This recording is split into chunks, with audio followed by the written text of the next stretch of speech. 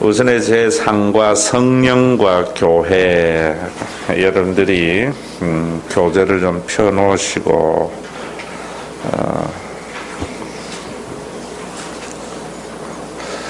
자, 한번 다시 정리를 해보겠습니다.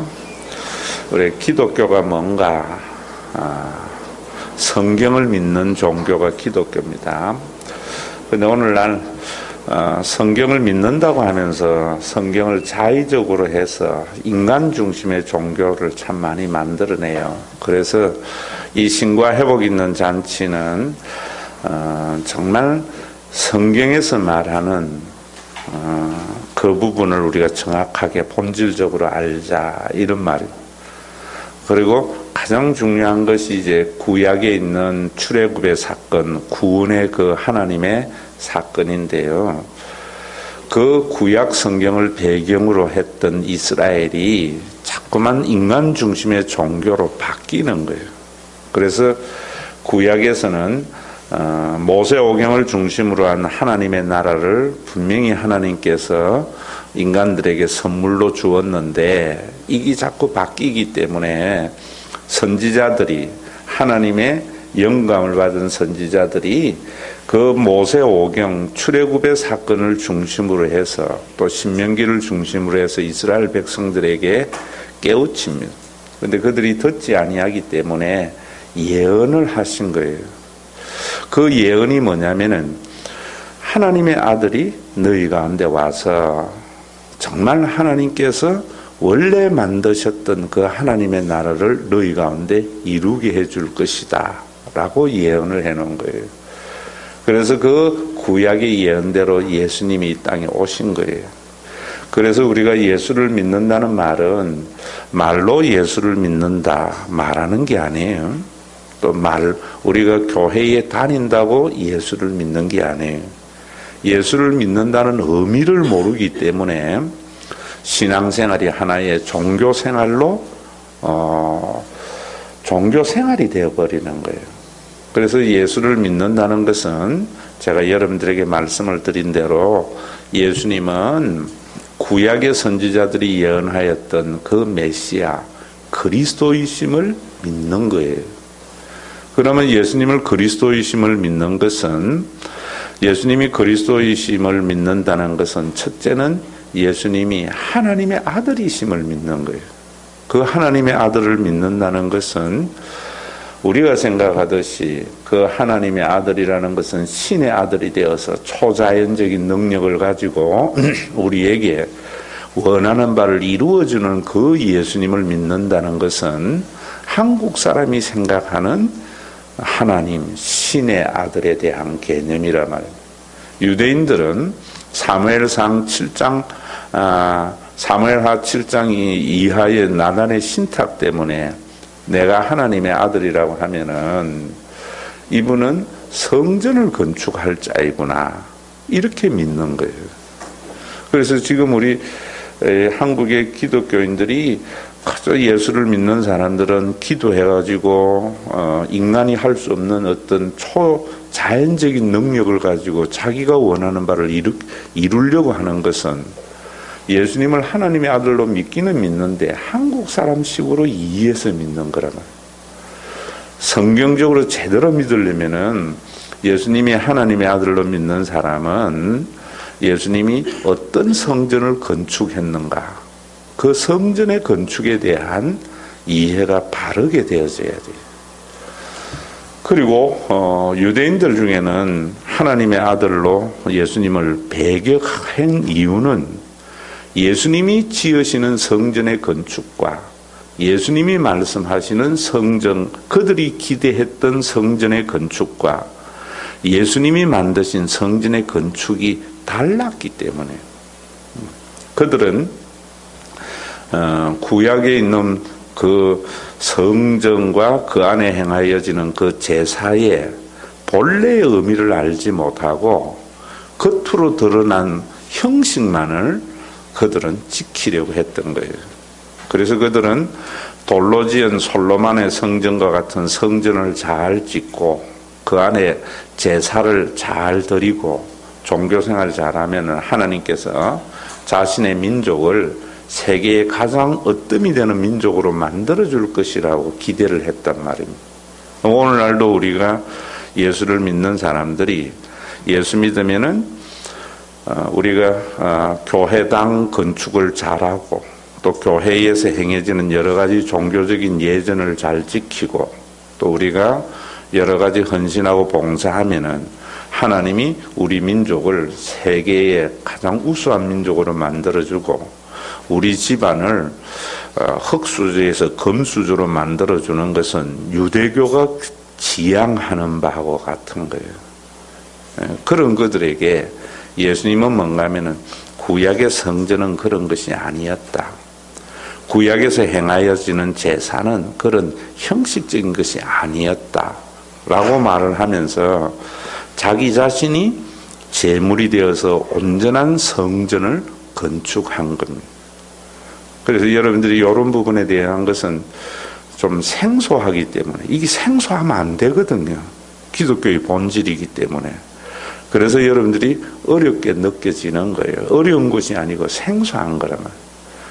그래서 우리가 가지고 있는 선입견을 바꾸지 아니하면은 절대로 올바른 기독교인이 될 수가 없는 거예요. 그러다 보니까 교회가 세상에 손가락질을 받고 사람들에게 또한 안티 기독교도 생겨나는 거예요. 그런데 그게 기독교의 본질이면은 손가락질하고 안티 기독교가 기독교의 본질이면은 괜찮은데 성경은 그것을 말하지 않거든요. 그런데 이 정말 세상을 구원하는 그리스도의 온전한 이 복음, 이것이 사람들이 모르기 때문에 잘못되어져 갈 때에 안타까운 거죠. 그래서 여러분들이 이걸 그대로 일단은 기본적인 것은 이렇게 믿고 그 다음에 설교를 쭉 들으면 설교에 대한 이해가 점점 좋아지고 또 그리고 여러분들의 믿음이 점점 더 확대되어져 가면은 땅에서도 하나님의 나라를 누리고 우리가 사는 세상이 좀 더 공의로운 세상으로 변화되어져 간단 말입니다. 날마다 우리가 이런 거 모르니까 열심히는 믿는데 정말 열심히 믿으면 믿을수록 신앙이 나를 억압하고 또 열심히 믿는데 교회는 자기네들끼리만의 어떤 모임이 되어져 버리고 이런다고요. 그래서 여러분들이 먼저 하나님의 아들로 믿고 난 뒤에는 예수님이 자신이 제물이 되어져서 구약의 제사는 하나님과 인간과의 관계를 회복하는 것이 제사다 이 말이에요. 마치 우리가 결혼을 할 때에 그게 이제 구약의 출애굽의 사건이 그런 사건이거든요. 결혼을 할 때 여러분들이 뭐 반지 뭐 받았나 어디에서 결혼했나 드레스를 뭐 입었나 얼마나 비본질에 지금 집착하는 거예요. 그리고 결혼을 할 때에 뭐 예나는 뭐 받았느냐. 결혼이라는 것은 부부지간에 언약하는 거거든요. 앞으로 당신은 나의 남편이 면으로 내가 받아들이겠다. 그리고 당신은 나의 아내로 받아들이겠다. 그 약속은 뭡니까? 내가 당신에게 남편 노릇하겠다. 내가 당신에게 아내 노릇하겠다. 장차 태어날 자녀들에게 좋은 엄마 되겠다. 좋은 아빠 되겠다. 이 약속이거든요. 그래서 결혼 생활에 가장 중요한 것은 뭐냐면은 그 약속을 얼마나 신실히 지키느냐가 결혼 생활의 성공이냐 실패가 좌우된다. 우리는 결혼 생활 해가지고 뭐 애 좋은 대학 가고 뭐 큰 집 살면은 성공했는 줄 알아요. 성공했는데 결혼은 삶은 행복하지 않는 것 같은 거예요. 하나님과의 하나님이 우리의 하나님이 되어지고 우리가 그분의 자녀가 된 것은 예수님의 십자가의 언약의 제사의 결과로 우리의 믿음과 상관없이 이루어진 거예요. 마치 어쩌면 여러분들이 결혼을 할 때에 정신없이 수많은 하객들과 정신없이 주례자가 말하는데 예는 했잖아요. 그것에 대한 깊은 생각도 없이. 그래서 그 약속을 지키는 것이 결혼 생활인 줄도 모르고 오늘날까지 살아왔잖아요. 신앙생활도 같은 것 같아.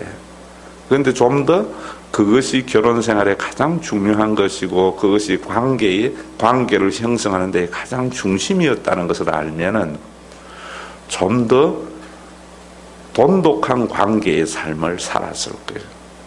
그래서 여러분들이 이 공부하는 것도 마찬가지입니다. 예수님이 십자가에 달려 돌아가셔서 하나님과 우리와의 언약식을 맺은 거예요. 그래서 그 사실을 믿음으로 받아들이는 사람은 이제는 그 다음부터 하나님이 아버지 노릇해 주심을 믿으며 사는 거예요. 여러분들이 예수님이 만드신 성전이 교인들의 모임이다, 이런 사전적인 의미를 알면 안 되는 거예요. 예수를 믿는 사람들은, 예수님을 하나님의 아들로 믿는 사람들은 예수님이 이루신 성전을 통한 하나님이 아버지 되심을 믿는 거예요.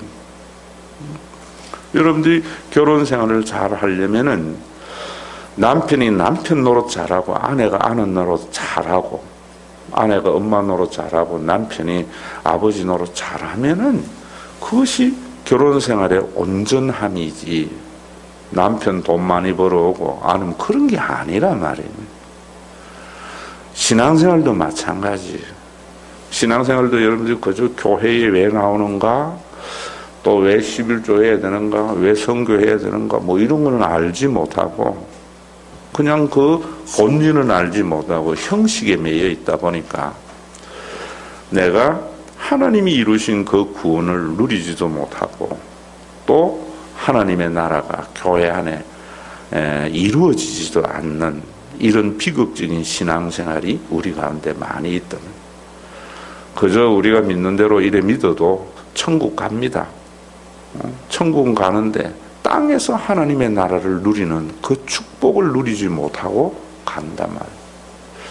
그래서 여러분들에게 제가 늘 강조하는 것은 신앙은 하나님의 아버지 노릇해 주실 것을 믿는 신앙이에요. 그것이 예수님의 십자가에서 우리의 믿음과 상관없이 이루어진 거다 이 말이에요. 그리고 이런 것들이, 그러면 교회에 안 다니는 사람, 교회에 다니도 예수를 안 믿는 사람, 기독교 종교인은 어떤 사람이냐면은 하나님의 아들이 아닌 게 아니에요. 그래서 로마서에 보면 이런 이야기 하고 있습니다. 유대교는 유대인들만 하나님의 자녀라고 하는데 바울은 이제 나중에 깨닫고 유대인만 하나님의 자녀냐? 이방인은 하나님의 자녀가 아니란 말이냐? 묻는다고요. 할례를 받은 사람만 하나님의 자녀냐? 무할례자는 하나님의 자녀가 아니냐? 바울이 그런다고요. 근데 우리는 지금 그렇게 생각하잖아요. 교회에 다니는 사람은 하나님의 자녀고 안 다니는 사람은 사탄의 자녀라 해버린다.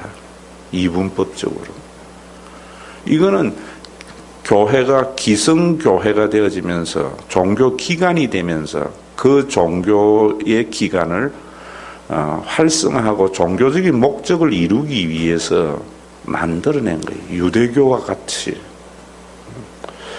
그럼 목사님, 교회에 안 다니도 하나님의 자녀이겠네요. 나 안 다닐래. 교회에 안 다니는 사람은 어떤 사람이냐면, 또 예수를 안 믿는 사람은 어떤 사람이냐면, 하나님이 분명히 그를 지으시고 하나님의 자녀인데도 하나님을 아버지라 생각하지 않고 사탄을 아버지라 생각하는 사람들이에요. 그래서 제가 여러분들에게 웃으면서 그 호로 자식이라고 했던 게 그런 이야기예요. 그러면 사탄을 섬기는 것이 뭐냐? 절에 가서 부처에게 섬기는 걸 사탄을 섬기는 거라 생각하는데, 사탄을 섬기는 것은요, 내가 내 인생의 주인이 되어서 내 힘으로 살아가려고 하는 것이 사탄을 섬기는 거예요. 이거 아셔야 돼요.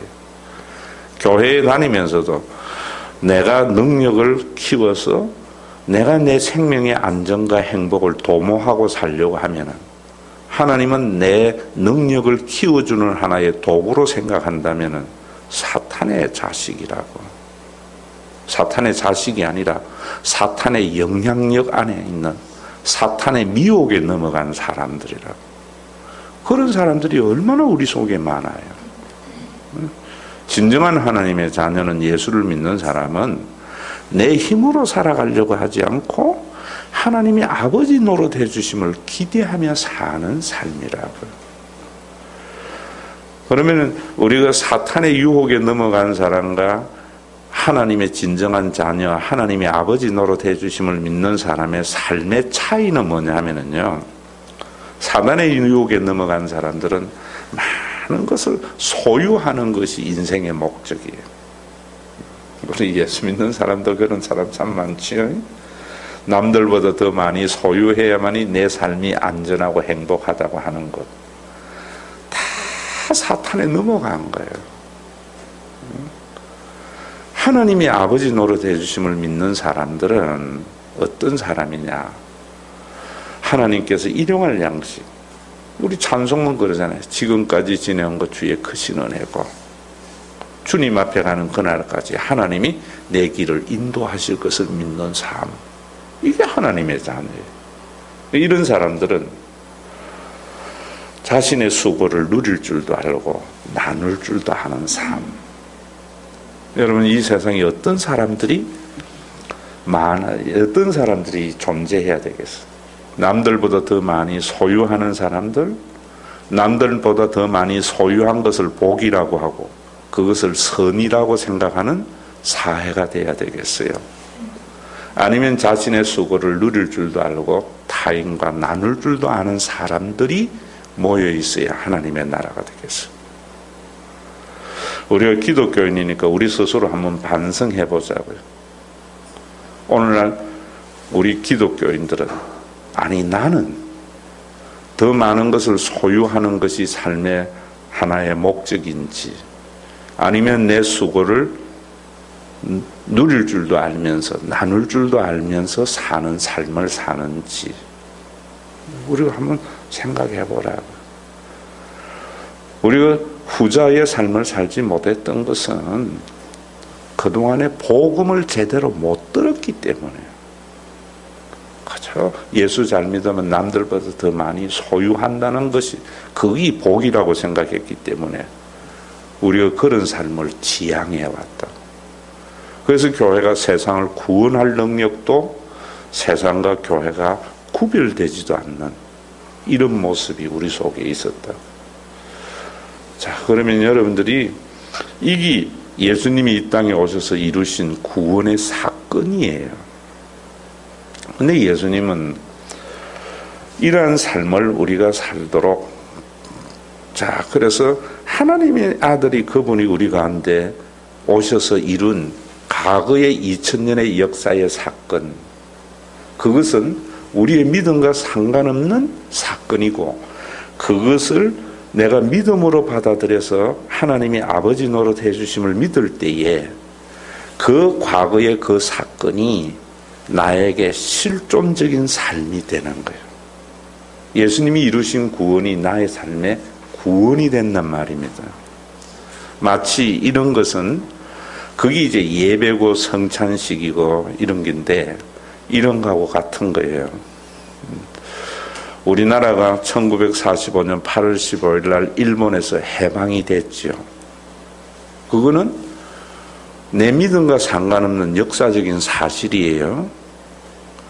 그러면 우리는 그 해방되어졌는데, 우리는 그 해방에 나도 내포되어져서 그 해방된, 이제는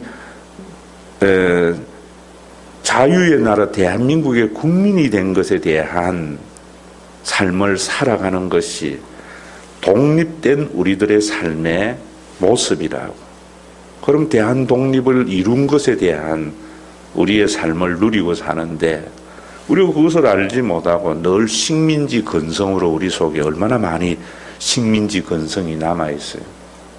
그것은 이루어졌는데도 우리 속에 남아있는 식민지 때에 이루어진 그 근성이 우리 속에 있어서 사대주의라든지 많은 것들이 우리를 힘들게 하는 것하고 같은 거예요. 여러분, 비유는 비유의 목적을 따라서 하는 것만 좀 이해했으면 싶어요. 자, 그리고 오늘 여러분들과 함께하는 정말 중요한 것은 과거에 일어난 하나님의 구원의 사건이 믿음으로 받아들여서 우리 속에 현재화되는 것이 예수님이 이 땅에 하나님이 사람의 모양으로 오셔서 우리 가운데 이루신 구원의 사건이에요. 그런데 예수님이 이제 거기까지가 구약이 예언이 성취됐는데 예수님이 오셔서 우리에게 뭐라고 이야기하는가 하면은 이상한 말씀을 하세요. 여러분들이 거기에 한번 보세요. 요한복음 14장 16절에서 18절에 보면은 오른쪽 성경 구절 있죠? 성령과 교회할 때에 내가 아버지께 구하겠으니 그가 또 다른 보혜사를 너희에게 주사 영원토록 너희와 함께 있게 하리라. 예수님이 약속을 뭐라고 이야기해요? 또 다른 보혜사를 너희에게 주겠다. 이 보혜사라는 말은 저를 보세요. 보혜사라는 말은 이게 헬라어로는 파라클레토스라는 말을 한자말로 번역을 해놓은 거예요. 파라라는 말은 헬라어에서 접두어로 곁에라는 말이에요. 이 파라클레토스, 함께, 곁에 있는 자, 함께 있는 자. 이건데 이 세상에 어떤 것도 존재하지 않는 것이기 때문에 번역이 제대로 안 되는 거예요. 성경에 이런 것들이 많아요. 굳이 번역하자면은 변호사 정도. 가장 이 보혜사에 가까운 것이 우리 한국의 수많은 도둑놈 변호사 말고요. 진짜로 죄진 사람에게 변호하는, 보호하는 그 변호사 정도인데 그 변호사도 안 되기 때문에 이건 보혜사라고 하는, 여러분들이 알지 못하는 이 뭐냐면 이게 성령이에요. 자, 다시 한번 합니다. 여러분들 이게 이제 양태론적으로 이해하면 안 되는데 이게 참 신비한 것인데 믿어야 되는데요. 설명은 이렇게 할 수밖에 없어요. 하나님이, 여러분들이 하나님에 대한 것을 알려면은 제 책을 인간이 만드신 인간을 만드신 하나님 책을 읽어보세요. 그러면 그 신에 대한 정리가 잘 됩니다. 그 하나님께서 인간의 몸으로 입고 오신 것이 예수님이에요. 그래서 우리는 예수님을 통하여 하나님을 분명히 알게 되는 거예요. 또 하나님이 하신 사역도 알게 되는 거예요. 그런데 예수님께서 인간의 몸으로 입고 오셨다는 것은 인간과 같이 시간과 공간의 제한 속에 들어오신 거란 말입니다. 그러면 시간과 공간의 제한 속에 있으면은 시간과 공간에 함께 있는 자들에게만 구원이 일어나는 거예요. 그래서 예수님이 뭐라고 약속하시는가 하면은 이제 내가 가면은 하나님이 영으로 너희 가운데 올 거다라는 말이에요. 그러면 영이라는 말은 하나님에 대한 정의가 아니고요. 하나님의 속성에 대한 이야기. 인간 예수라고 하면은 예수님은 하나님의 아들이면서 시간과 공간의 제한 속에 들어오신 것인데 성령은 영이라는 것은 시간과 공간을 초월한 존재로 우리 가운데 하나님이 오시겠다고 약속하시는 거예요. 그래서 자기가 가면은 18절에 보면 내가 너희를 고아와 같이 버려두지 아니하고 너희에게 오리라. 우리를 하나님의 자녀된 자들 모든 인간들을 버려두지 않고 하나님이 영으로 오셔서 우리와 함께하고 우리 곁에 있는 자가 되겠다. 이게 성령이에요. 자, 그래서 요한복음 16장 7절에 보면은 내가 떠나는 것이 너희에게 유익하다는 것은 하나님께서 인간의 몸을 입고 시간과 공간의 제한 속에 있는 하나님보다 시간과 공간을 초월해서 하나님이 오시는 것이 우리에게 훨씬 유익한 거예요. 그런데 사람들은 이런 이야기를 하는 거예요. 하나님 한 분만 보여주면 좋겠다고 한다고. 그것은 뭐냐 하면은 여러분들이 바람을 보려고 하는 거하고 같은 거라고. 바람은 볼 수 있습니까? 없습니까? 없지만은 바람은 존재해요. 영으로 오신 하나님은 우리가 볼 수 있는 것은 하나님은 성령님이 아니에요. 그러나 그 하나님은 우리 가운데 보혜사로서 역사하세요. 이걸 깨닫는 것이 영적인 깨달음이에요. 그래서 영으로 오신 성령님을 알지 못하는 사람, 그래서 성령을 자꾸만 여러분들이 이상한 능력, 신내림을 받아서 신통력을 가지는 것이라고 생각하는 것은 종교인들이 만들어낸 이야기예요. 성령 받으면 엑스타시 현상을 경험하게 한다는 것은 종교인들이 만들어낸 이야기예요. 그거는 본질적인 역사가 아니에요. 참 답답한 게 이거예요. 그런데 사람들은 그런 엑스타시 현상, 종교적인 몰입 현상, 이런 경험은 또 분명히 우리 속에 존재하거든요. 그러니까 신비한 경험에 미혹받아 버린다. 자, 다시 이야기.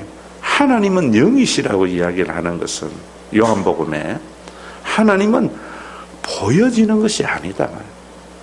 그런데 그 성령의 역사심을 믿으면은 하나님의 역사가 내가 느껴져요. 다시 여러분들에게 할게요. 예수 믿는 사람들이 어떤 사람들이 이런 사람이 있잖아요.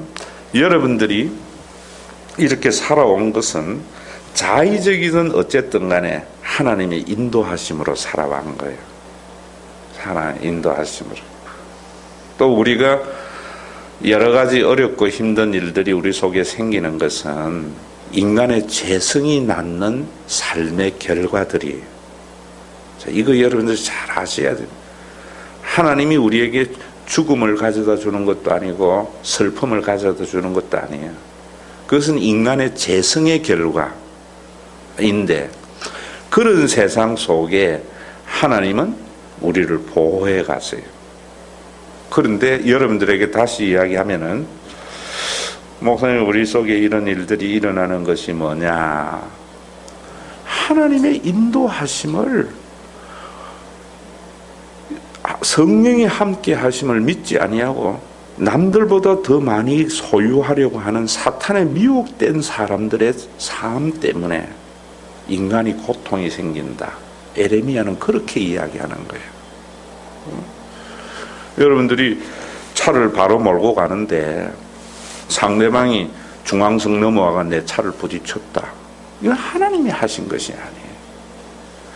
그것이 원래 인간의 세상인데 하나님께서는 그런 세상 속에 공의의 하나님의 나라가 이루어지도록 해나가는 거예요. 그래서 우리가 선을 행하면 내가 행한 것이 아니라 나와 함께 하시는 하나님의 역사이심을 믿는 거예요. 그런데 세상에 있는 사람들은 성령을 인정하는 것이 이런 거예요. 그래서 성령 인정하게 되면은 영으로 오신 그 하나님을 인정하게 되면은 바람이 불면은 깃발이 나무 끼듯이 성령님이 오심으로 말미암아 이 땅에 존재함으로 이 세상이 하나님의 의가 이루어져서 내가 존재하는 거예요. 여러분, 성령을 받아들여야 하는 이유는 여기에 있어요. 그래서 이런 사람들은 찬송가 가사같이 지금까지 지내온 것 주의 크신 은혜라 라고 고백하는 거예요. 몸도 맘도 연약하나 새 힘 받아 살았네 하는 거예요. 그래서 성령이 오실 때에 하나님의 아버지 노릇 해주심을 더 확실히 믿으며 살게 되는 복된 생애가 성령을 인정하는 삶이라고요. 자, 여러분들이 인정하나 안 하나 똑같은 생애를 살아가요. 죄인들이 사는 세상이지.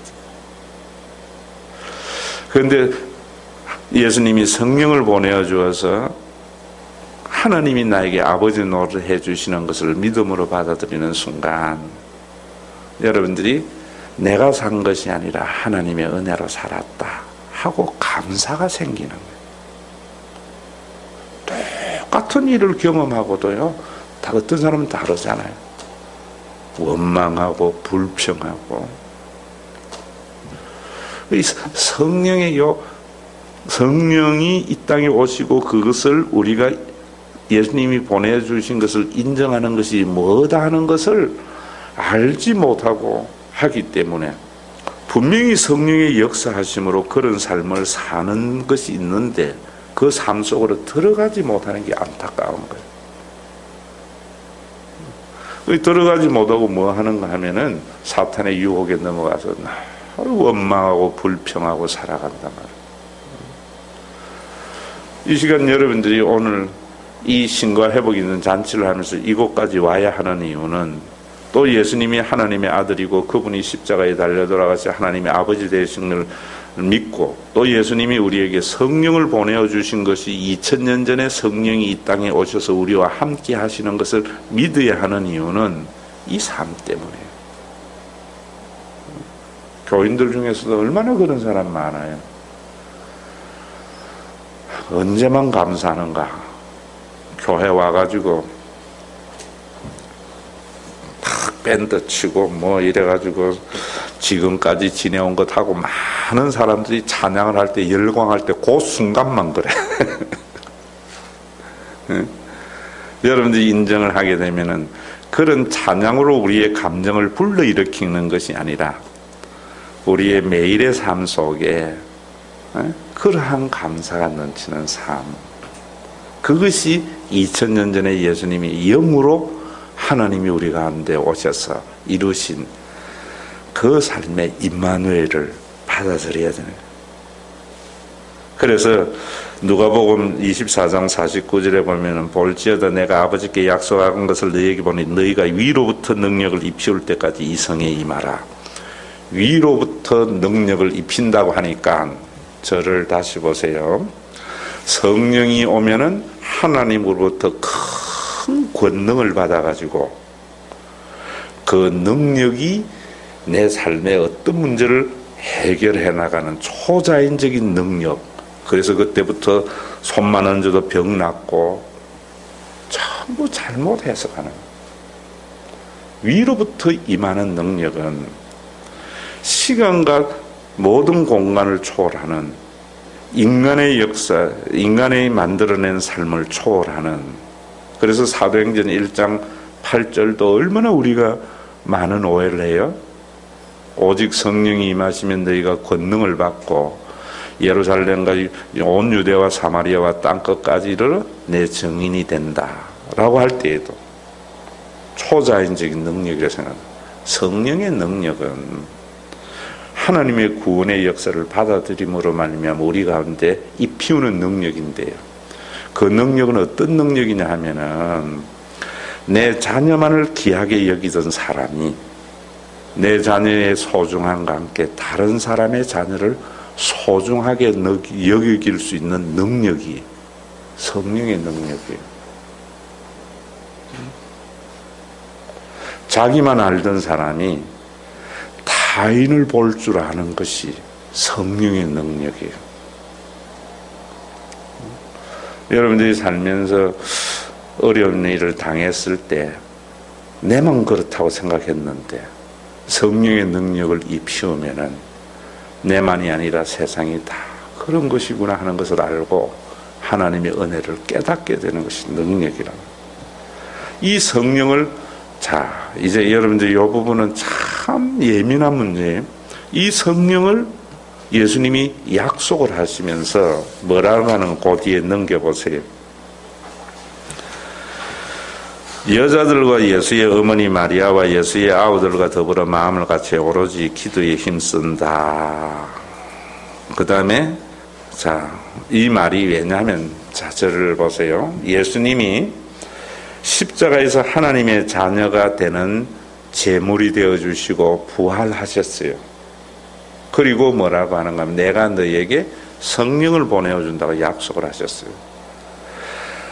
구약의 예언이 때가 참에 카이로스가 굉장히 구원의 때를 말하는 기독교의 굉장히 중요한 단어예요. 그 때가 참에, 이 때라는 말은 우리가 생각하는 크로노스는 기독교인들이 너무나 이 물리적인 시간에 집착을 해요. 카이로스하고 시간은 두 가지가 있어요. 카이로스는 구원의 때를 말하는 것이고 크로노스는 물리적인 시간을 말해요. 여러분들에게 말하면 크로노스는 뭐냐면 내 나이가 40이면 40이 내 크로노스의 시간인데 내가 40이 되면서 정말 내 생애 속에 그동안에는 자녀가 소중한 줄 모르는 알게 되었다 하면 새로운 삶을 살게 되잖아요. 질적으로. 이게 크로노스예요. 이 카이로스예요. 그러니까 이 인간이 2000년 하나님의 그 구원의 때가 참으로 말미암아 구약에 그 예언되어져 있는 그 예언대로 예수님이 이 땅에 오셨어요. 예수님이 이 땅에 오셔가지고 3년 반생의 공생애를 하고 3년의 공생애를 하시고 약속한 대로 성령을 너희에게 이 지상에 보내어 주는데 영으로 하나님이 너희 가운데 임하게 되어지는데 그때까지 예루살렘을 떠나지 말고 기도하라 라고 말씀하시며 예수님은 성천하신 거예요. 그런데 이 성천도 사람들이 자꾸만 구름을 타고 위로 올라갔다고 생각해요. 그래서 옛날에는 물리학이 발달하기 전에는 구름 위에 천국이 있는 줄 알았다고. 그런데 이제 물리학이 발달하고 아인슈타인 모든 것을 알면서 우주 공간 속에 지구는 이렇게 달려있다고 하잖아요. 유대인들에게 구름은 완전한 문학적 표현으로 신의 운반체가 구름이라 생각해요. 구름 위로 성천하셨다는 말은 예수님이 지구의 공간에서 은하계로 가셨다는 말이 아니고 지금도 자꾸 그렇게 생각하는 거예요. 시간과 공간의 제한 속에 있던 분이 시간과 공간을 초월한 영혼의 세계로 가심을 말해요. 영혼의 세계를. 그러니까 예수님이 성천하시면서 우리에게 영혼의 세계로 들어가시면 우리에게 약속한 것이 뭐냐면 이 지상에 있는 우리들에게 성령, 시간을 초월해서 오시는 하느님의 영, 성령을 너희들이 기다려라 라고 말씀을 했고 그 명령을 따라 기다릴 때에 예수님이 성천하시고 난 뒤 40일이 지나서 예수님의 약속대로 하나님의 카이로스 때가 차서 성령이 임하신 것이 사도행전에 나오는 오순절의 사건이에요. 자, 여러분들이 그 사건을 묘사하는 것이 사도행전 2장 1절에서 4절이고요. 그것을 목도한 자들이 변화가 2장 11절에 하나님의 큰일을 말하게 되었고 또 성령이 오므로 말미암아 사도행전 2장 42절에서 47절에 놀라운 새로운 공동체가 생겨난 거예요. 새로운 공동체가 42절에 보면 서로 물건을 통용하고 재산과 소유를 팔아 각 사람의 반 나누어주고 성전에 모이기를 힘쓰고 떡을 떼며 순전한 마음으로 음식을 먹고 하나님 찬미하고 찬송을 부르니 주께서 구원받는 사람을 더하게 하더라는 공동체가 생겨난 거예요. 자, 여러분 이 부분을 정말 이건 저대로 여러분들이 좀 믿으면 좋겠어요. 이걸 가지고 자꾸 뭐라고 이야기하는가 하면은 큰 무당이 작은 무당 만들 때 신내리는 신내림의 역할을 하듯이 성령 운동하는 사람들이 자신에게 안수받고 자신의 집회에 참여하면은 성령을 받아서 종교적인 몰입 현상과 성령의 은사를 경험하게 되어져서 이제는 권능의 삶을 살게 된다라고 이야기를 하는 거예요. 무당을 만드는 거하고 똑같은 거예요. 자, 그러면 이 사건은 성경의 이 사건은 뭐냐 하면은 구약의 예언대로 예수님이 육신의 몸으로 이 땅에 오셨잖아요. 하나님이. 그래서 그가 구원을 이루셨잖아요. 응? 그 예수님의 약속대로 성령님이 우리 가운데 오셔서 예수님이 말씀하신 하나님의 나라의 공동체를, 이 지상의 구원사적 교회가 만들어진 거예요.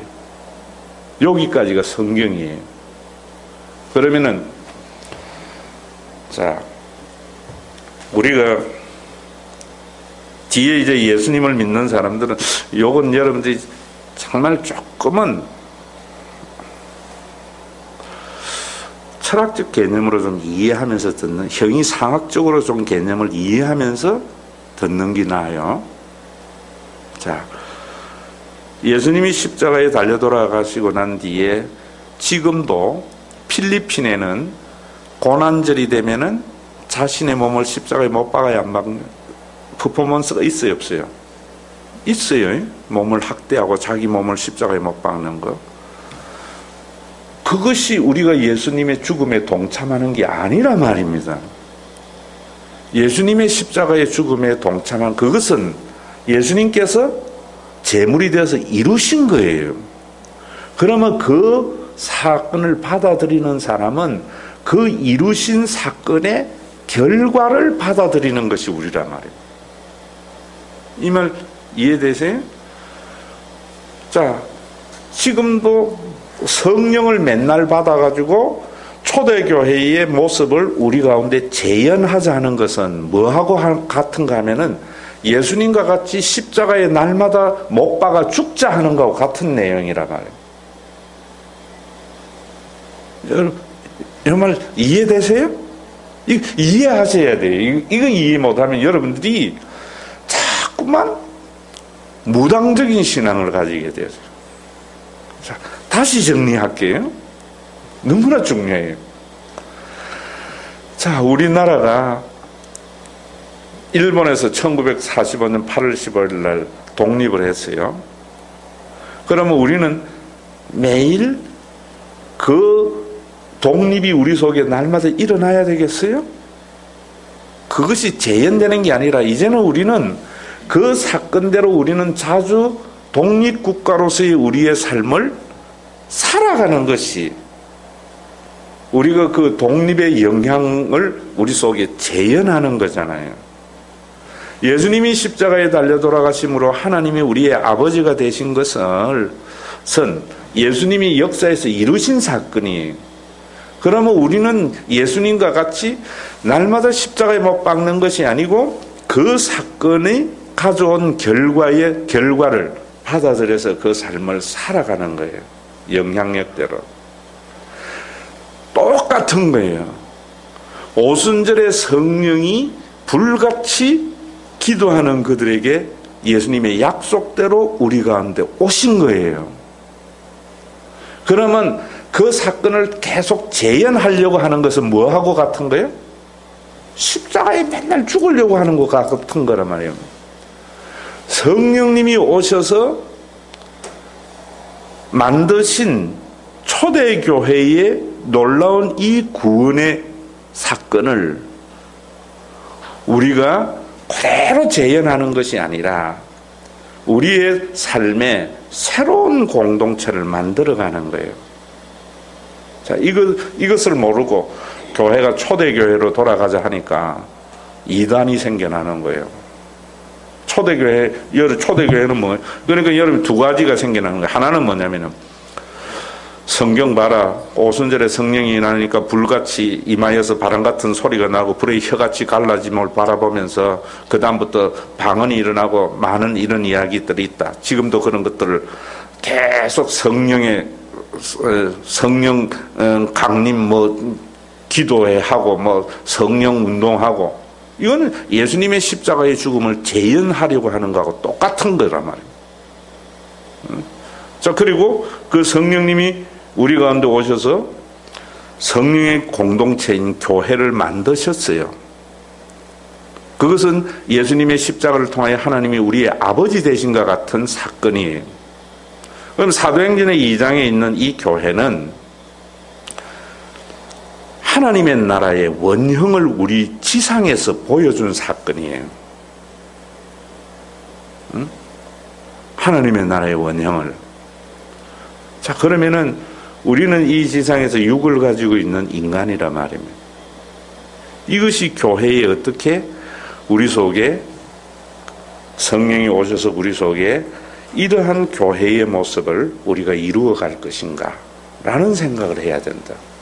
초대 교회가 그대로 오늘날 지상에 임한다고 생각하는 것은 예수님이 죽지 않고 부활체로 존재한 것과 같이 우리도 그래 돼야 된다고 하는 것 같아요. 그래서 이단들은 뭐라고 이야기하는 거면 사도행전 봐라. 모든 재산을 팔아서 다 사도의 발 앞에 갖다 놔놓고 누구든지 제 것을 제 것이라 하지 아니하고 공동 소유의 삶이 살지 않았나. 오늘도 이렇게 하자라고 이야기를 한다면은 예수님의 십자가의 죽음을 재현하는 것 같은 거예요. 하나님의 아버지 되게 하기 위해서. 이단들은 그래요, 안 그래요? 이단들은 재산 팔아와가지고 네 것 내 것 없이 공동 소유하자라고 생각한다. 그러면 이 사도행전의 2장의 교회를 만들는데 그 원리가 뭔가, 그 원리를 통해서 우리 가운데 어떻게 재현하는가 하는 것이 중요해요. 자, 그래서 그 뒤에 보면은 성령이 우리에게를 위해서 하시는 일은 로마서 8장 5절에서 17절에 보면은 너희는 다시 무수하는 종의 영을 받지 아니고 양자의 영을 받았으니 우리가 하나님을 뭐라 한다고요? 아빠 아버지라 부른다. 자, 여러분들이 성령이 이 지상에 오셔서 여러분들이 그 오신 성령을 내가 받아들인다. 오순절에 임한 성령을 받아들인다는 것은 성령님 내 속에 오시옵소서. 우리가 찬송도 성령이 오시옵소서 성령이 오시옵소서 하니까 마치 그래야 성령을 받아들이는 거라 생각해요. 여러분들이 오순절에 임한 그 성령이 오심을 믿는 것은 예수님이 이 땅에 오셔서 예수님을 믿는 것은 예수님을 하나님의 아들로 받아들이고 하나님의 아들로 받아들이는 그분의 성전의 건축을 받아들이는 것이고 성전 건축을 믿는 것은 하나님을 아버지로 받아들이는 것과 같이 성령이 여러분들을 받아들인다는 것은 이 세상에 오신 것은 여러분들이 하나님을 아빠 아버지로 부르는 것이 성령을 받아들이는 거예요. 그러면은 앞에 이야기한 대로 성령을 아빠 아버지로 받아들이는 사람은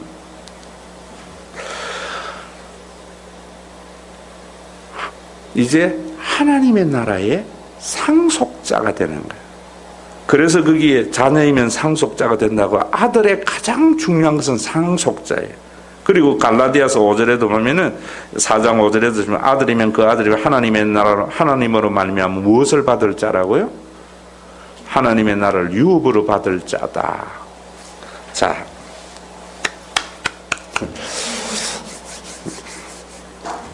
여러분들이 자꾸 들으셔야 돼요. 그래서 예수 성령을 받은 사람의 삶이라는 것은 이런 삶이란 말입니다. 성령이 하나님을 아버지라 부르게 하고 이제 나 하나님의 아버지가 되셨고 나는 하나님의 자녀가 돼서 하나님의 나라를 유업으로 받은 자다라는 것을 인정하는 것이 내가 성령을 받은 증거예요. 그러면 이런 사람들은 어떤 삶을 사는가 하면은 하나님의 나라를 유업으로 받을 것은 나중에 천국은 내가 이제 상속받을 거야. 이렇게만 생각하면 안 돼요. 이 세상이 누구의 것이에요? 하나님의 것이에요. 그럼 이 하나님의 것이 곧 내가 하나님의 아버지 되심으로 나는 이 하나님의 나라의 상속자가 되는 거예요. 그래서 이 지상에서도 하나님의 나라의 상속자의 삶을 사는 것이 성령의 지배를 받는 삶이에요. 이 이야기를 저도 이런 것들 때문에 고민을 참 많이 했어요. 신학교 때 제가 이런 부분들을 좀 정리를 했는데, 제가 그 전에 사업을 했는데요. 여러분들이 뭐 그건 또 시간이 가니까 간략하게 결과만 이야기하면, 자, 삼성은, 제가 이런 예를 드는 것은 여러분들에게 기업에 대한 이미지를 잘못 생각할까봐 참 조심해서 드는데 할 수 없어요. 이걸 이해하기 위해서. 삼성은 이재용 것이 아니에요. 이건희 것이 아니에요. 그죠? 그런데 우리는 그의 것이라고 생각을 해버린다고. 그러면 삼성은 이건희 거라 생각하자고. 그러면 삼성의 아들 이재용은 아버지 삼성을 뭐 하는 자예요? 상속자지요. 그럼 그 상속자가 삼성에 들어가서 과장으로 있으면서 부장 진급이 목표가 되면 그건 약간 정신 나간 놈이야, 바른 놈이야? 정신 나간 놈이지. 또 이재용이가 삼성에 들어가 가지고 부장이 됐는데 월급 1,000만 원 받다가 나는 월급 1,500만 원 받으려고 발부둥 치면 그 정신 나간 놈이야, 안 나간 놈이야? 정신 나간 놈이지요. 그 상속자는 뭐 해야 돼요?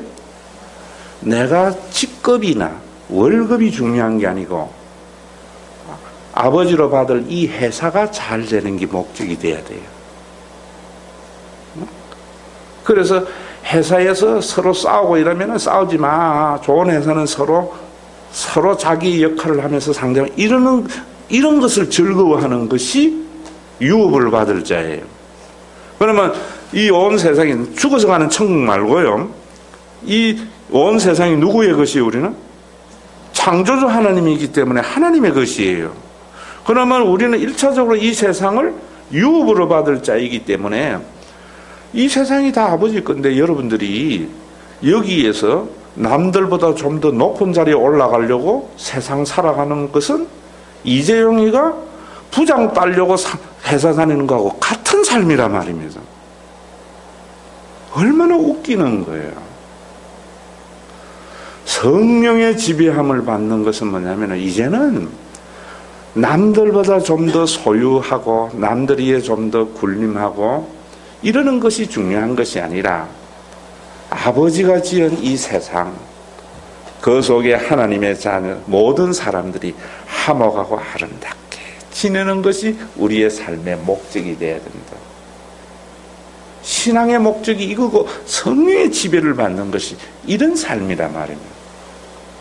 성령 운동을 제대로 여러분들이 해야 돼요. 그래서 거기에 보면은 자, 그 다음에 고린도전서 12장 13절에서 26절에 보면은 우리가 유대인이나 헬라인이나 종이나 자유자나 다 한 성령으로 세례를 받아 한 몸이 되었고 다 한 성령으로 마시게 하였다. 자, 이제 여러분 보세요. 성령을 마셨다라는 표현은 또 한 문학적인 표현이에요. 그러면 성령을 우리가 함께 나누어 주는 것은 내가 가지고 있는 떡을 나누어 주는 것이 아니라 성령은 뭐 하시는 분이에요? 하나님을 아버지 되게 하신 예수 그리스도의 그 제사의 사건을 받아들이게 하는 이가 성령님이란 말입니다. 영으로 오셔서 우리와 함께 하시면서 그러면은 내가 이 사람에게 성령을 나누어 주는 것은 안수해가지고 신통력을 나누어 주는 게 아니고 그건 신내림이고 성령을 나누어 주는 것은 내가 이 사람에게 누구인 것을 가르쳐 주는 거예요. 하나님이 아버지가 되게 하신 그리스도의 사건, 복음을 가르쳐 주는 것이 성령을 나누어 주는 거예요. 그래서 이 성령을 나누어 줌으로 말미암아 우리 모두는 무엇을 인식하게 되는가 하면은 이제는 혈연을 넘어서는 영원한 성령을 나누어 준 가족인 것을 우리가 받아들이는 거예요. 그러면은 그 밑에 있는 대로 그 다음에 넘겨보세요. 그 다음에 넘겨서 보면은 마태복음 7장에 남을 받고자 하는 남을 대접하고 서로 짐을 지고 주는 것보다 복이 있고 육적인 것을 섬기는 마땅히 생각을 이상의 생각을 품지 않고 자기를 낮추는 것이 높아진다. 신앙생활은 성령의 지배함을 받는 것은 내 혈연의 가족 소중하게 여기는 것과 같이 모든 사람을 그렇게 여기는 것이 성령 충만함과 성령의 지배함을 받는 삶이에요. 자, 위로부터 임하면은, 자, 여러분들에게 이제 이 깨달음이 있어야 돼요.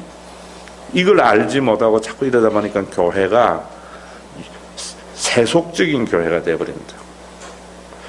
예수 믿는 성령의 지배함을 받으면서는 여러분들은 이제는 남에게 대접을 받고 소유해서 행복을 누리는 것은 사단의 권세 아래에 있을 때에 인간에 주는 쾌락이에요. 성령을 받으면은 남에게 남을 대접하면서 주면서 행복해요. 잘 모르는 것 같은데 예를 들어서 이야기할게요. 받는 자녀가 행복해합니까? 주는 엄마가 행복해요. 받는 것들은 암만 받아도 불평해요. 근데 엄마는 주면서 행복해요. 아버지는 열심히 일해가지고 돈 벌어와가지고 아내에게 쇼핑해주고 외식을 하면서 고생은 해가 지가 벌었으면서도 행복은 지가 해요. 근데 요즘은 맞벌이가 많아서 이런 말도 잘 안 된다마는 옛날 맞벌이 하는 아내들은 받으면서 뭐라 그래요? 찌꼬리만한 봉급 주나 놓고 맨날 불평해요. 신비한 힘이 피의 힘이에요. 성령 받으면 신비한 위로부터 능력이 임하는 것이요. 그 삶이 내 삶의 실존이 되는 거예요. 이 맛을 모르고 교회 와서 계속 육적으로 소유의 쾌락을 누리려고 하니까 답답한 거죠. 자, 그런데 왜 우리가 이런 삶을 살아야 되는가? 그 뒤에 재림과 천국 보세요. 4강에.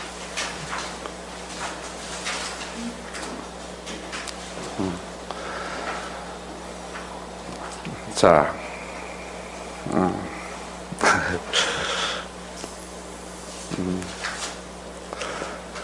예수님께서는 성령을 보내주신다고 그러고 다시 예수님이 오신다고 또 약속을 하셨어요. 그래서 예수님은 성령이 오셔서 하나님의 나라를 우리 가운데 실존되게 하실 뿐만 아니라 우리가 그 맛본 그 하나님의 나라가 원리적인 성취가 이루어진 그 하나님의 나라가 실존적으로 이루도록 예수님이 재림하세요. 재림하세요. 우리가 이것을 믿어야 되는 거예요. 그러면 이 재림을 하시고 나면은 그 다음에 여러분들에게 이제 쭉쭉 뭐 다 넘어가서 언제 이루어지는가 그 뒤에 보세요.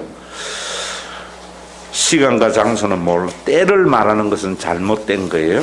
그리고 천국과 지옥은 정말 존재하는가? 분명히 여러분들 천국과 지옥을 장소적인 개념이 아니라 시간과 공간을 초월한 통치의 개념으로 이해해야 돼요. 자, 이것도 좀 설명이 많이 넘어가고 그 다음에 우리가 누리게 될 천국의 삶의 모습은 어떻는가? 이사야 57장에 보면은 바른 길로 가는 자들은 그들의 침상에 쉰다. 참된 쉼이 있는 거예요. 그때에. 그 다음에 영생이 있고 그 다음에 온전히 알미 있고 그 다음에 다시는 사망과 애통과 고하는 것이 없다. 자, 이제 저를 보세요. 바울은 그런 이야기를 했어요. 여기 이제 편집을 하면서 지사님이 많이 빼버린 거예요. 가장 중요한 것들을 좀 뺐는데 바울은 삼청천이라는 것은 유대인들이 생각하는 초월의 세계관을 말하고 있어요. 내가 삼청천에 갔다는 말은 내가 여러분들이 그 인터스텔라라는 영화 보셨어요? 그거와 같이 시공을 초월한 것에 갔어요. 인터스텔라를 보면은 도저히 이해가 되지 않는 것을 가상현실로 우리 속에 이렇게 영화로 꾸며낸 것과 같이 지상에 존재하는 말로서는 설명할 수 없더라 이래요. 저는 그 경험을 여러분들 이 책을 좀 봐도 좋아요. 이번 알렉산더의 나는 천국을 보았다라고 하는 미국의 정신과 의사가 쓴 책인데요. 임사체험한 것들을 믿지 아니하다가 정신과 의사가 자기가 임사체험하고 난 뒤에 써놓은 책인데 다 좀 어려워요. 의학적 용어도 많고 한데 다 한 가지 여러분들에게 그 책이 가져다주는 유익이 뭐냐면 하나님의 나라를 아주 정확하게 말해주고 있어요. 하나는 뭐냐면 이거예요.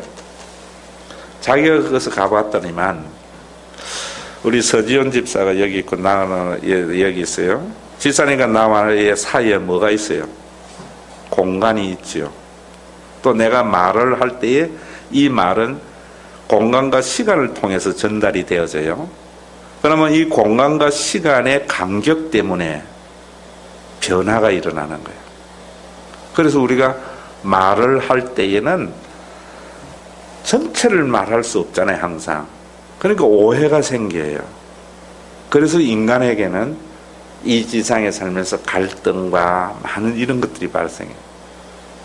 그런데 고린도전서에서는 13장에서 이야기하는 바대로 이번 알렉산더가 자기 임사를 체험하고 나니까 서지사님하고 내가 보는 순간 지사님을 100% 이해하게 되더라고요.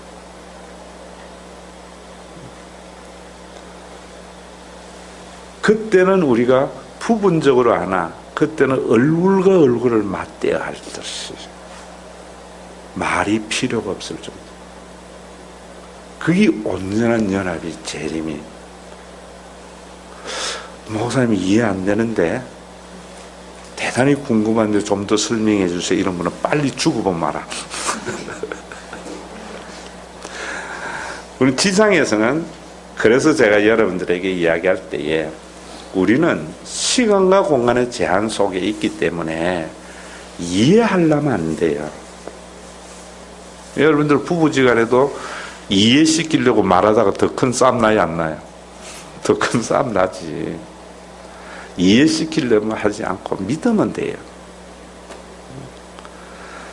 엄마와 자식의 관계가 참 좋은 것은 엄마는 자식을요 이해하려고 하지 않아요. 믿어요. 세상에 있는 사람들은 뭐라는가 하면 저 자식이 저래서 나쁘고 이래서 나쁘고 자기 이해된 범위 안에서 이야기를 해요. 엄마는 그럴 때에 뭐라고 생각하는가 하면은 우리 애가 당신이 생각하는 대로 했다면은 분명히 무슨 이유가 있을 거야. 그 엄마가 변명할 필요도 없는 거예요. 그래서 엄마 하면은 마음의 안식이 오잖아요. 저는 교회 생활도 그래야 된다 생각해요. 저도 처음에는 이런 거 알지 못할 때에는 교인들이 오해를 하면은요, 불러가지고 막 내 입장 이해하고 성경으로 가지고 이해하고 했는데 앞에서는 알았다는 거 뒤에 가서는 뒤통수 치더라고. 한 게 더 나빠져. 이제는 설명 안 해요. 가서 무슨 이유가 있겠지. 이게 우리가 이 지상에서 하나님의 나라를 맛보는 것이고 성령의 지배함을 받는 것이고 재림을 믿어야 할 이유가 그곳에 있어요. 자, 우리가 앞에 있는 대로 하나님이 아버지 되시고 모든 사람이 가족이 된 것을 우리가 믿으며 살아가면은요, 이기적인 삶을 사는 사람 속에 분명히 우리는 손해와 고통이 있어요. 그래요, 안 그래요? 그래서 성경은 의인의 삶, 하나님과의 관계가 바로 된 사람은 세상에서 고통을 당한다 라고 말을 해요. 전체적으로. 그 고통이 없다 하는 것이 사탄이 가져다주는 가짜 복음이다 이래요. 근데 왜 우리가 그 삶을 살아가는가? 재림이 있기 때문에. 그 재림이 있을 때에 가서 하나님이 보상해 주기 때문에가 아니에요. 천국의 상급은 이 지상에서 그 고난이 크면 클수록 천국의 희락은 더 커요. 땅에서도 마찬가지. 이게 지상에서 천국의 삶을 사는 거예요, 여러분들. 이 말 이해되셔야 돼요. 제가 이것 때문에 참 고민을 많이 했는데, 황영조 올림픽 금메달 따는 거 보고 내가 깨달았어. 황영조가 올림픽 몸주의 건덕을 차고 올라갈 때 일본 선수가 앞에 가는 앞질러 갈 때에 대한민국 사람들 누구나 다 일본 놈 이기는 게 그래 좋았어요. 금메달 딱 딸 때 황영조가 펑펑펑펑 울어요.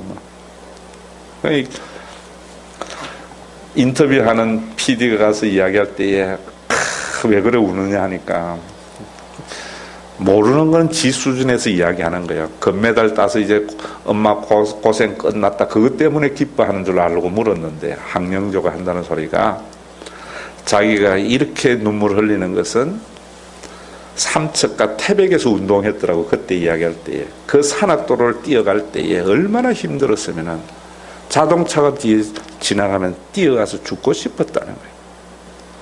그 고통의 열매인 메달이 그에게 감격이 되는 거예요. 그 도둑질 해가지고 가져가는 것은요, 눈물 날 기쁨이 아니에요. 천국의 희락의 나라가 되는 것은 예수님의 십자가의 남은 고난 전부 지밖에 모르는데 가족인 예수 그리스도에 이루신 그 구원임을 알아서 타인의 입장을 헤아리고 해나갈 때 억울한 일이 크면 골짜기 깊으면 깊을수록 그 천국의 희락은 크거든요. 이 소망을 가지고 사는 것이 그리스도인의 삶이에요. 또 우리가 그리스도인들의 사명이라는 것은 제가 여러분들에게 한번 이야기했던 바울은요, 세계 선교 많은 사람 구원해서 천국에 가서 상급 크게 받고 하나님 영광 이런 게 아니었어요. 바울은 그런 이야기예요. 나는 천국에 가는 경험도 해봤기 때문에 죽는 게 훨씬 낫다는 거예요. 하나님을 더 온전히 알게 되어지고 이제는 다른 사람에 대해서 내가 오해할 필요 없는 그 온전한 하나님의 나라를 맛본 거예요. 그런데도 더 유익이고 낫지만 내가 이 지상에 존재해야 하는 이는 너희들에게 유익하기 때문이다. 이랬는데 이 말의 의미를 쇼로 하면 안 돼요. 이 뭘까 하고 제가 반나절 고민하다가 깨달은 것 중에 하나가 그 생각이 들더라. 정말 이현숙 집사가 나에게 많은 어떤 영감을 가져주는 분이에요. 정말 남의 도움 없이 큰 장애를 가지고 있는 엄마. 사실은 우리 인간은요, 인간의 실존은 남의 도움 없이 살아갈 수 없는 큰 장애를 가지고 있는 것이 죄인들의 삶이에요.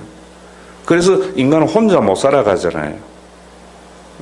누군가의 도움을 가지고 살아가야 되죠. 내가 김나무 집사에게도 이 관점에서 이야기를 했는데 이런 것들이 너무 모르는 것 같아요. 그 장애를 가지고 있는 그 자녀 엄마가요, 자기는 죽는 게 나은데 왜 못 죽는가 하면은 저 자식 때문에 못 죽는 거예요.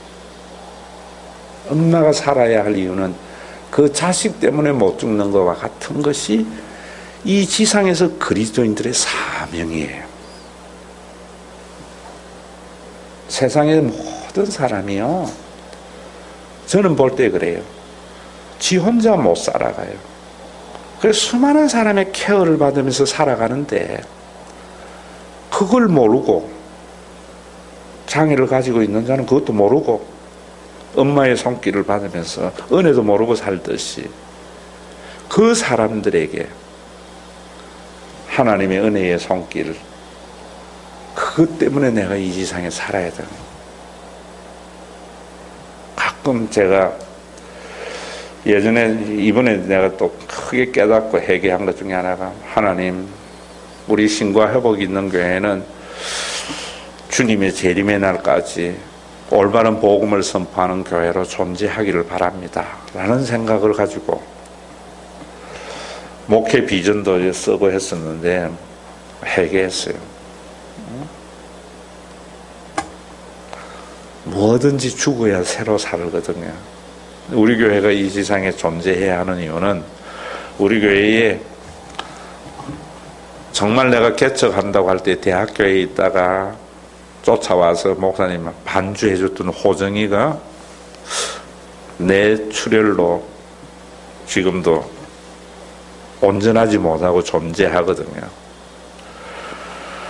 반주를 못하지만 저는 모르겠어요. 내가 담임이 있는 동안에는 반주자의 봉급을 그대로 주려고 해요. 지금까지 한 7년 이상 그대로 주고 있어요. 호정이 때문에 우리 교회는 존재해야 돼요. 또 수많은 호정이와 같은 사람들 때문에 존재해야 된다고 해요. 우리 교회가 한국 교회에 큰 영향력 이런 것 아무런 쓸모없는 것 같아요. 오늘도 여러분들이 이것을 하면서 여러분들이 삶의 방향에 대한 새로운 방향이 생겨야 돼요. 하나님은 언제나 사람을 통해서 역사해요. 두 가지 이야기하고 마칠게요.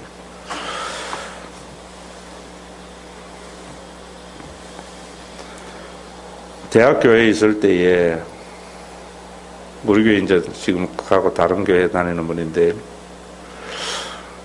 이런 이야기 하더라고. 세 가지 이야기하고 마칠게요. 오늘 뭐 여름 나눔보다는 이게 더 나을 수도 있어요. 자기가 1년 동안 교회에 다니면 하나님 만나게 안 해주면 마누라 드리고 절에 간다고 하더라고. 그 마누라가 대학교에 집사였는데 지금 권사대가 있지만은, 그래서 내가 설교 다 들으라, 수요일 설교까지 적어라 이랬어. 열심히 적고 회복 있는 잔치도 다 하고 하니까 이론적으로는 하나님이 있는 것을 이제 이해하고 하나님이 어떤 분인 걸 알았는데, 이게 머리에서 가슴으로 안 내려오니까 얼마나 답답해요. 나보고 목사님 이제는 알기는 알았는데 느껴지지를 않아서 고민이라고, 떠나지도 못하고 죽겠다고. 그러면서 어느 날 자기가 장난감 공장을 크게 했었어요. 그런데 이제 부도가 났다고. 오더니만 목사님 90년대에 500만 원만 있으면은 자기가 중국에 가서 샘플을 만들어서, 중국과 우리가 수교가 92년도 됐어요? 아마 5년도쯤인 것 같다. 만들어서 그 샘플을 미국에 풀면은 예전의 영광을 찾겠다고 하더라고. 나보고 기도 좀 해달래. 큰 변화지요. 그래서 하나님 앞에, 하나님, 저분 아시잖아요. 500만 원 줘가지고 이제 머리로 느껴진 그 하나님의 사랑을 경험하게 해달라고 했더니만, 하나님 뭐라는가 하면 네 안에 내 있다 이러더라고. 그래서 내가 내쳐보고 돈 얼마 있나 물으니까 뭐 200만 원인가 300만 원 있다 해서, 그 대학교에도 그래도 또 목사 말 좀 듣는 사람, 또 들으면서도 능력 있는 사람이 김성기 장로였어요. 그래서 김성기 장로한테 돈 갖다 줘가지고 김성기 장로 보고 아무 소리 하지 말고 그분에게 500만 원 갖다 주라 한 거예요.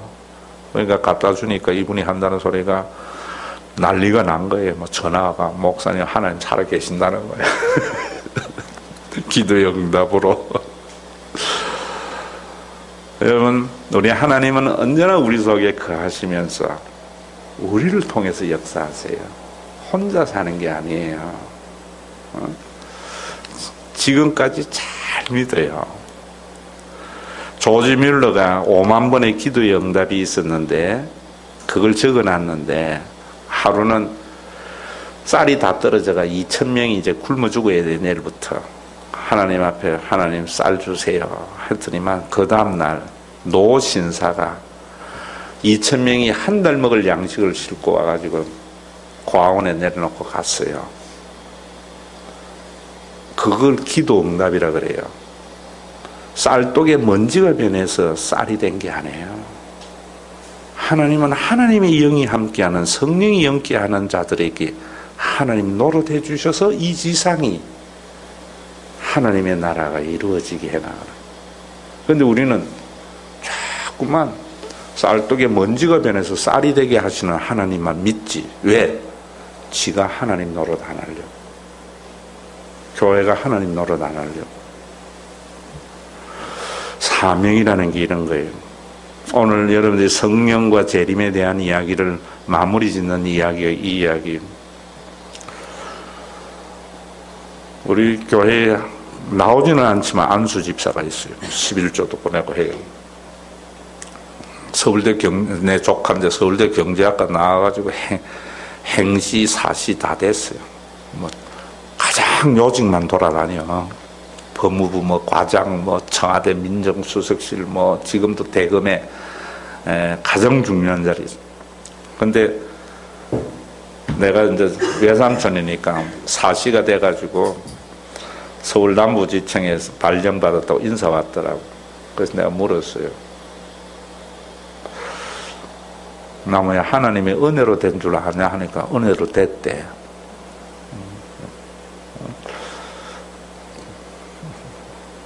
공부하는 방법 이런 것도 여러분들이 좀 가르쳐 줘야 되는데 하나님의 은혜로 된 게 뭔데 이랬더니 모르더라고. 그래서 내가 그랬어요. 앞에 여러분들 혼자 사람은 살 수 없는 장애인이라고 한 이야기와 같이 네가 오늘 그렇게 서울대 경제학과 나와가지고 그렇게 된 것은 새벽에 일어나서 네 학교 버스다 태워주는 기사가 있었기 때문에. 안 그러면 네 우신고등학교 다녔거든요. 저 집이 개봉동에 있었고. 걸어 다닌다고 볼일 다 보는 거예요. 네가 공부할 수 있었던 것은 문방구 아저씨가 연필 노트 팔아줬어야. 네가 그 지식을 가진 것은 선생님이 분필가루 먹어가면서 가르친 거야. 장애인 너를 하나님은 수많은 사람들을 통해서 오늘은 일을 있게 한 거야. 그거 깨닫는 것이 성령 받아들이는 거야. 그래서 앞으로 검사되거든. 돈 없다고 억울하게 하지 말고, 있다고 있는 죄 없다 하지 말고, 그게 빚 갚는 거예요. 그게 검사의 사명이고 그리스도인들의 사명이야. 그래서 지금까지는 잘해오는 것 같아요. 우리가 성령의 지배와 받아야 하는 또 그것이고, 천국과 지옥에 대한 이야기를 여러분들하고 마칠게요. 신영한 교회에 있을 때에 KBS 차장이 그 교회에 나왔는데 하루는 나보고 이런 이야기 하더라고요. 자기 아버지가 세브란스 병원에 있는데 목사님 췌장암 걸렸는데 신방 좀 가달라고 하더라고. 나 제일 하기 싫은 게 신방이 또 사실은 저는 정말 목사의 본질은 신방이 아니고 말씀을 가지고 바로 가르치는 거예요.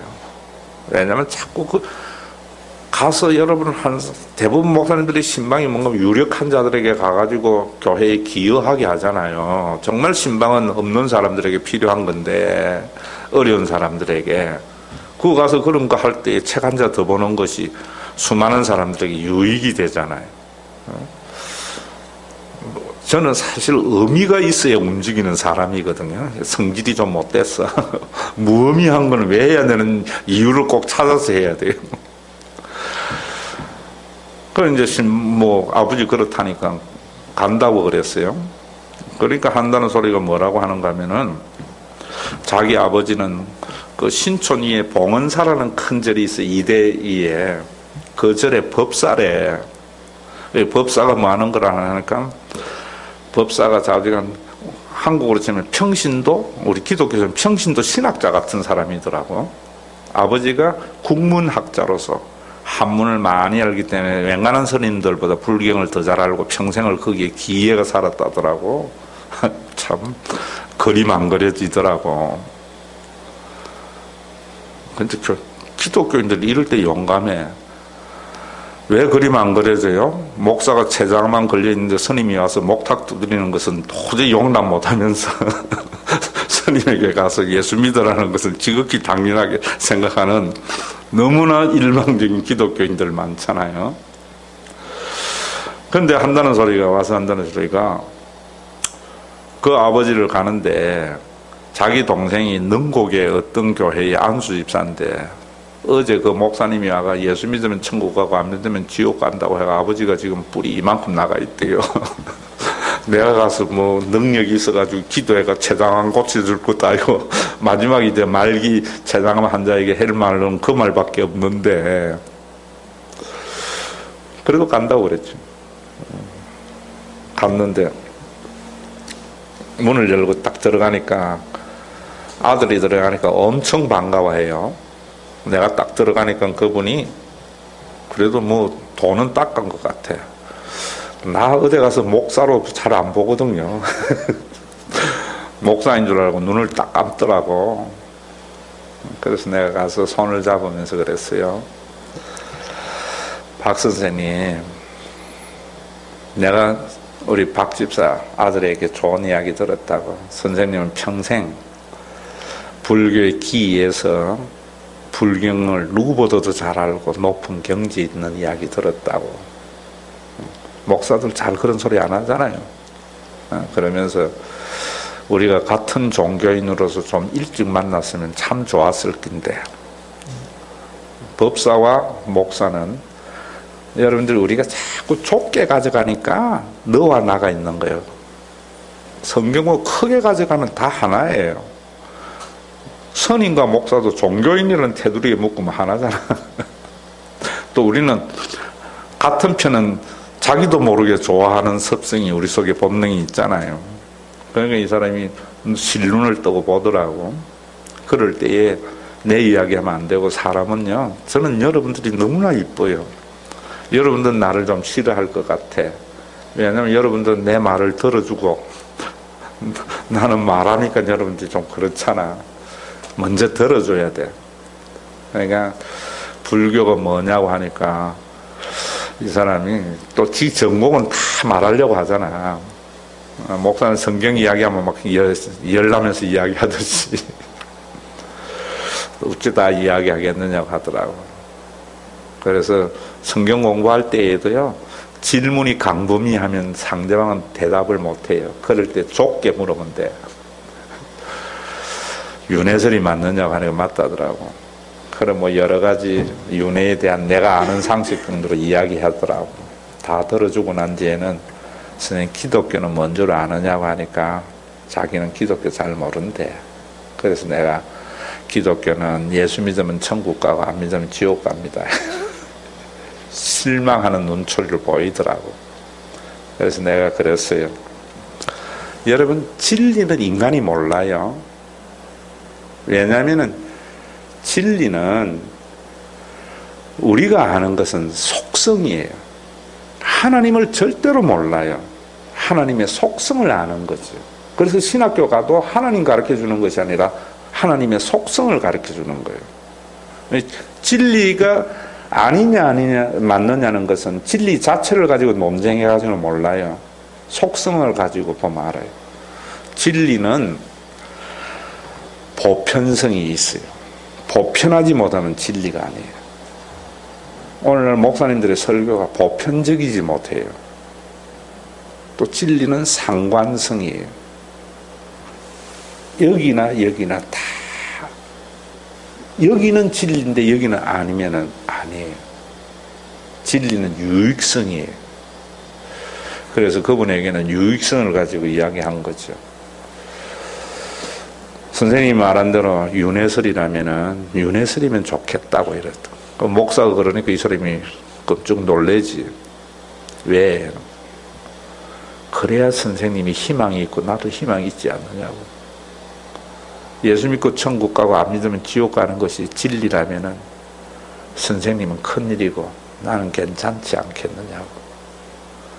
만약에 윤회설이 맞다면은 선생님 이야기대로 천국이 있고 지옥이 있는 것, 어떻게 있는 거 나도 모른다고. 바울이 이야기한 대로. 천국과 지옥이 있는 걸 알아요?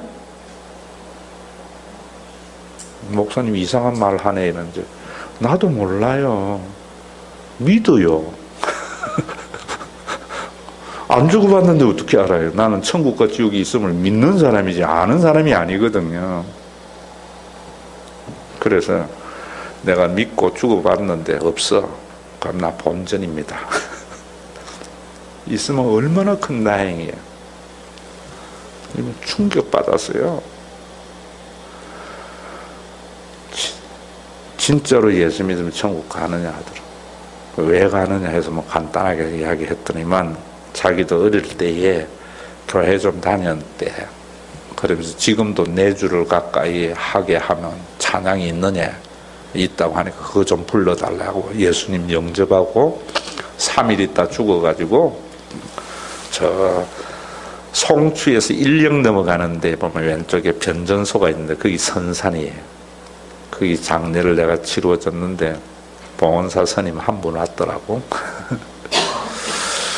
여러분 분명히 천국은요 있음을 믿으며 살아야 돼요. 그리고 그 천국이 우리 속에 어떻게 이루어지는가, 예수와 성령에 대해서 긴 강의한 거예요. 오늘 2시간 해야 될 걸 1시간에 하니까 제가 그래도 대학에 강의하면 언제나 100분 강의잖아요. 50분 50분 딱 90분 강의기 내한테 딱 맞는 것 같아. 그래서 여러분들의 사명이, 인간은 누구든지 혼자 못 살아요. 절대 장애를 가지고 있는 사람이에요. 그런데 사람은 지 혼자 살 수 있다고 착각하면서 살거든요. 혼자 못 사는 수많은 장애인들에게 엄마가 그 자식 때문에 못 죽는 마음으로 사는 것이 기독교인의 사명이고, 목사가 걸어가야 할 삶이고, 교회가 존재해야 할 이유예요. 여기까지 하고